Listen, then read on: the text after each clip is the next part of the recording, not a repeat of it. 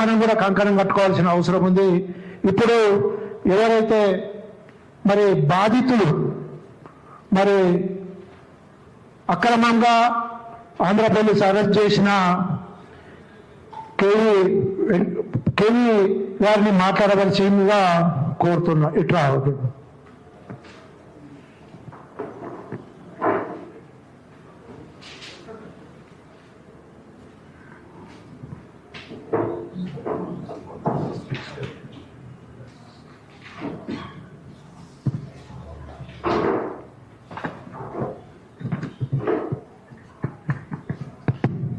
అందరికీ నమస్తే. ఈరోజు విక్టిమ్గా ఇక్కడ అంటే మొన్నటిదాకా జర్నలిస్ట్గా ఈరోజు విక్టిమ్గా మీ ముందర నిలబడ్డాను. అంటే నాకు సంఘీభావంగా మద్దతు తెలిపేందుకు వచ్చిన ఈ మీడియా మిత్రులు అండ్ పెద్దలు పాశం సారు, తర్వాత దేశాయి కరుణాకర్ రెడ్డి గారు, తర్వాత రగన్న, సీనన్న, పల్లె రవికుమార్ గారు, వీళ్ళందరికీ నా పాదాభివందనం తెలియజేస్తున్నా. దీంతోపాటు ఈ లైవ్ చూస్తున్న చాలా మందికి అంటే కొన్ని విషయాలు చెప్పదలుచుకున్నా. సరే, ఈ కస్టోడియల్ టార్చర్, అక్కడ జరిగిన వర్బల్ అబ్యూస్ గురించి దాసర్ సీనన్న ఆల్మోస్ట్ చెప్పారు. అయినా సరే ఇంకా కొన్ని విషయాలు చెప్పాల్సింది ఏంటంటే, ఒక తెలంగాణోడు అయి ఉండి నీకు ఆంధ్ర వార్తలతో ఏం పనరా, ఇట్లా చూపించి ఇంత లేవు నీకు చంద్రబాబుతో పనేంటి, ఆయన వయసు ఎంత, నీ వయసు ఎంత, ఈ రకమైన మాటలు మాట్లాడడంతో ఇంకా రగిలిపోయినా. ఆ రోజు నిజంగా అంటే మంగళవారం మార్చి 10వ తారీఖు నాకు కాలరాత్రి. సరే, ఆ మెంటల్ ట్రామా నుంచి, తర్వాత హెల్త్ ఇష్యూస్ నుంచి కొంచెం బయటకు రావడానికి టైం పట్టింది. మాబ్ లించింగ్ చేయిస్తానని చెప్పి కూడా భయపెట్టారు. ఇట్లా ఎన్నో రకాలుగా అంటే ఆల్మోస్ట్ నా గొంతు మూసేయడానికి, నా గొంతు నొక్కడానికి చాలా రకాలుగా ట్రై చేశారు. అట్లాంటివి ఏం జరగదు. ఈ వేదిక మీద నుంచి నేను చెప్తా ఉన్నాను.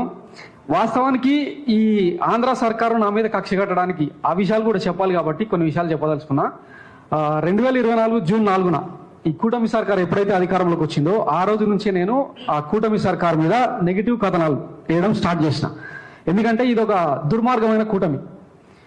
ఈవీఎం మాల్ ప్రాక్టీసెస్ గురించి తెలంగాణ జర్నలిస్టులకి అంటే తెలంగాణ పౌరులకు పెద్దగా తెలియకపోవచ్చు అనుకుంటున్నా. భారతదేశ సార్వభౌమ అధికారాన్ని పణంగా పెట్టి ప్రజాస్వామ్యానికి తూట్లు పొడిచి ఈవీఎంలను అడ్డం పెట్టుకొని గెలిచిన గెలుపుగా నేను చెప్పట్లేదు, చాలా మంది రాజకీయ విశ్లేషకులు విత్ ఆధారాలతో సహా బయట పెట్టారు. వాటిని నేను తొలినాళ్లలోనే అక్కడ ప్రజెంట్ చేసిన. అప్పట్లో మైరా మీడియా అనే ఒక ఛానల్ ఉండేది. అది 13 లక్షల పైచిలకు సబ్స్క్రైబర్లు ఉన్న ఛానల్. కేవలం కేవీఆర్ అనే వాడిని గొంతు నొక్కడం కోసం ఆ ఓనర్ చౌదరి, వాస్తవంగా ఆ చౌదరి ఛానల్ నేను పనిచేసిన కారణంగానే ఒక రక్షణ వలయంలో ఉన్న, లేకపోతే ఏమన్నా అప్పుడు టచ్ చేయలేదు. ఎప్పుడైతే నేను కేవీఆర్ టీవీ అనేది సొంతంగా స్టార్ట్ చేసి జస్ట్ 3 వారాలే అయింది నేను కథనాలు స్టార్ట్ చేయడం. వీళ్ళు ఇక్కడనే ఆపకపోతే ఇంకా చాలా ప్రమాదం ఉంటుందని భావించి ప్రభుత్వ పెద్దలు, హైరార్కీ ఎవరైతే పోలీస్ పెద్దలు ఉన్నారో వాళ్ళందరూ కలిసి చేసిన దాడి.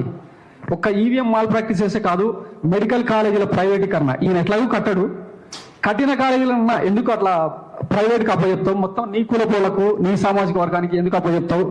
దాని తర్వాత శ్రీవారి లడ్డు అంశం అంటే ఒకటి కాదు. వాస్తవానికి అంటే ఈరోజు మీరు ఈ ఎఫ్ఐఆర్ చూస్తే ఒక వీడియోకి సంబంధించిన ఇష్యూ మాత్రమే కనిపిస్తుంది, కానీ అది కాదు. ఈ 2 ఏళ్ల కాలంలో ఆంధ్రాలో జరుగుతున్న కూటమి దుర్మార్గాల గురించి ప్రతి సందర్భంలో స్టోరీలు చేస్తూనే వచ్చిన.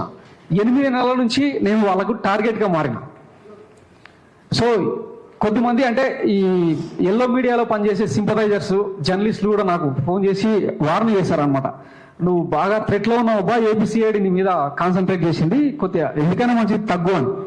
అరే 18 ఏళ్ళుగా జర్నలిజం చేస్తున్న వ్యక్తిని, వెల్ ట్రైన్డ్ జర్నలిస్ట్ని, ఐన్యూస్లో మొదలైన నా ఈ జర్నలిజం ప్రయాణం చాలా మంది అంటే పెద్దలు, రాజశేఖర్ సార్ లాంటి వాళ్ళు, ఇట్లా చాలా మంది చేతుల మీదుగా నేను జర్నలిజం ఓనమాలు నేర్చుకున్నా. ఆల్ ఆఫ్ సడన్ గా బంద్ చేయమంటే ఎట్లా కుదురుతుంది. సో బయటకు వెళ్ళిన తర్వాత మళ్ళీ నువ్వు ఈ కూటమి సర్కార్ మీద, చంద్రబాబు మీద నెగిటివ్ కథనాలు కనుక రాస్తే మళ్ళీ తీసుకొచ్చి మాబ్ లించింగ్ చేయిస్తానని చెప్పి వార్నింగ్ ఇస్తారు సార్. సో అట్లాంటివి ఏం జరగదు. కేవీ రెడ్డి గొంతు నొక్కడం అనేది అంత ఈజీ కాదు. సో నేను కనుక తప్పు చేస్తే ఈరోజు ఇంతమంది నాకు సంఘీభావంగా ఇంతమంది పెద్దలు వచ్చేవాళ్ళే కాదు. మీరు అన్నట్టు ఆ బ్యాంక్ డీటెయిల్స్ కూడా అడిగారు కదా, కింగ్ పిన్ ఎవరు అని. ఈ రోజు వరకు ₹1 కూడా నాకు అట్లా వచ్చినట్టు తేల్చినా నేను నా జర్నలిజం జీవితాన్ని వదిలేయడానికి సిద్ధమని కూడా ఈ వేదిక మీద నుంచి స్పష్టం చేస్తున్నా. ఇకపోతే నా వీడియోస్ అంటే చాలా మంది చూశారు. వాస్తవానికి పోలీసు వాళ్ళు కాదు కదా, నువ్వు జర్నలిజం పనిచేయాలి, నీ భావ ప్రకటన స్వేచ్ఛను తగ్గించుకోవాలని చెప్పేది పోలీసు వాళ్ళు కాదు కదా. ఇక్కడ చాలా మంది జర్నలిస్ట్ పెద్దలు ఉన్నారు. మీరు కూడా ఒకసారి వీలైతే చూడండి. మనకంటూ ఒక ఎడిటర్స్ గిల్డ్ ఉంటుంది, press trust of India, PTI లాంటి సంస్థలు చాలా ఉన్నాయి. సో 4th ఎస్టేట్ ని రూల్ చేసే వాళ్ళు ఉంటారు కదా, వీలైతే నా వీడియోలను అనలైజ్ చేసి నేను ఆగాలనా ముందుకు సాగాలనా అన్నది మీరు డిసైడ్ చేయండి సార్.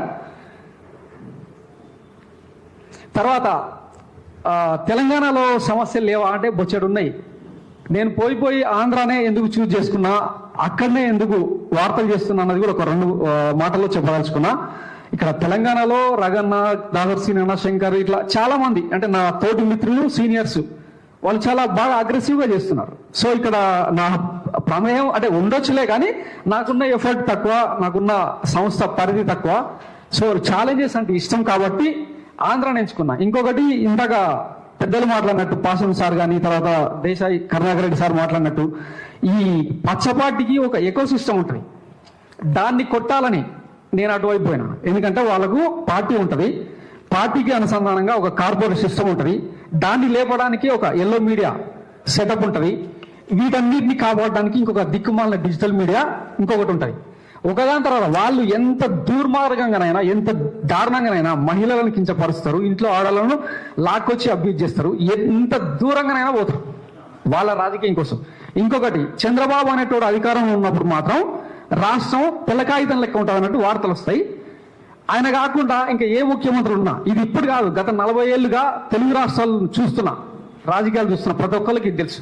దాన్ని క్రాక్ చేయాలని నేను అక్కడ చూజ్ చేసుకున్నాను. చెప్పాను కదా, ఛాలెంజెస్ అంటే ఇష్టం కాబట్టి అక్కడికి వెళ్ళాను.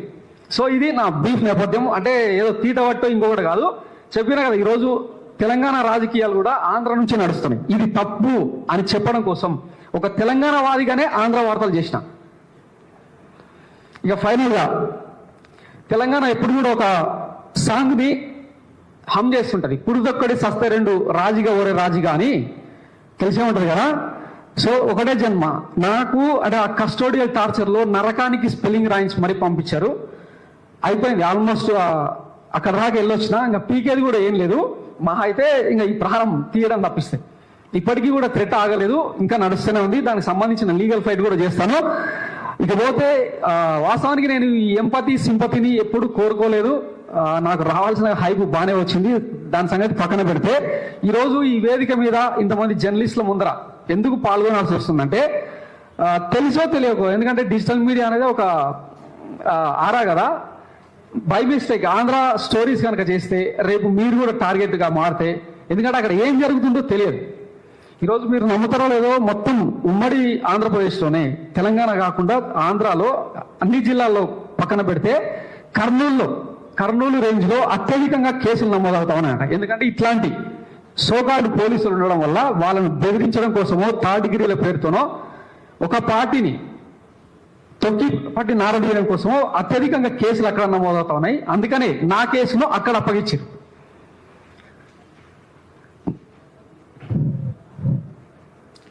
సో నా ఈ సంక్షోభ సమయంలో, ఈ కష్టకాలంలో చాలా మంది అంటే ప్రత్యక్షంగా కావచ్చు, పరోక్షంగా కావచ్చు మద్దతునిచ్చారు, నైతిక స్థైర్యం నింపారు. వాళ్ళందరినీ పేరు పేరున థ్యాంక్స్ చెప్తున్నాను. ఇదే ప్రాసెస్ లో నాకు లీగల్ గా సపోర్ట్ చేసిన పొన్నవోలు సుధాకర్ రెడ్డి గారికి కొంతమందికి థ్యాంక్స్ చెప్పాల్సిన సందర్భం. తర్వాత మనోహర్ రెడ్డి గారు, సుదర్శన్ రెడ్డి గారికి, వీళ్ళకు సర్వదా శతదా రుణపడి ఉంటాను.